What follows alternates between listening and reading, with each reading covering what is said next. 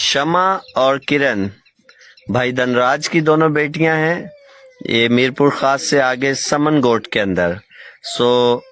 आज ये खुदा के कलाम में से कुछ हमें सुनाएंगी और हम इनकी हौसला अफजाई भी करेंगे। और आप देखें कि छोटे से गांव में खुदा ने कितना बड़ा टैलेंट रखा हुआ है। जी बेटा।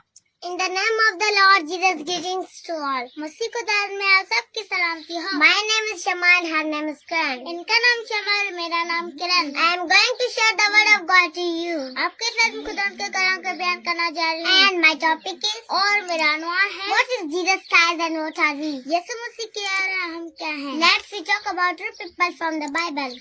आज कल मुकद्दस में दो इंसानों के बारे में जानेंगे। First Corinthians chapter 15 verse 47. पहला करंथियों 15 बाब की 47 आयत। The first man was earth and second man was heavenly. पहला आदमी जमीन से यानी था, दूसरा आदमी आसमानी है। In the Old Testament, Juliet was killed by David. पुराने ड्रामों में दाऊद जाते जूलियट को मारा। That was an earthly character and earthly victory. ये जमीनी किरदार और जमीनी फतेह है। But in the New Testament, Jesus Christ gives complete victory. लेकिन नए ड्रामों के अंदर मसीह हमें पूरी फतह देता है। Hallelujah, hallelujah.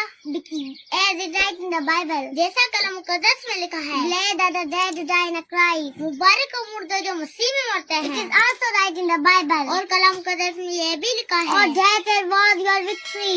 मौत तेरी फतह कहाँ गई? Our flying in Christ the necessary. हमारा मसीह में नेसली जरूर है। So that darkness end. कि फानी खत्म हो जाए। Because the physical body cannot go to the kingdom of God. क्योंकि फानी जिस्म खुदा की बादशाही में नहीं जा सकता। There it is necessary that we prepare a spiritual body. इसलिए जरूर है कि हम रूहानी जिस्म तैयार करें। Enter the kingdom of God. ताकि खुदा की बादशाही में दाखिल हो। God bless you all. खुदा सबको बरकत दे। Amen.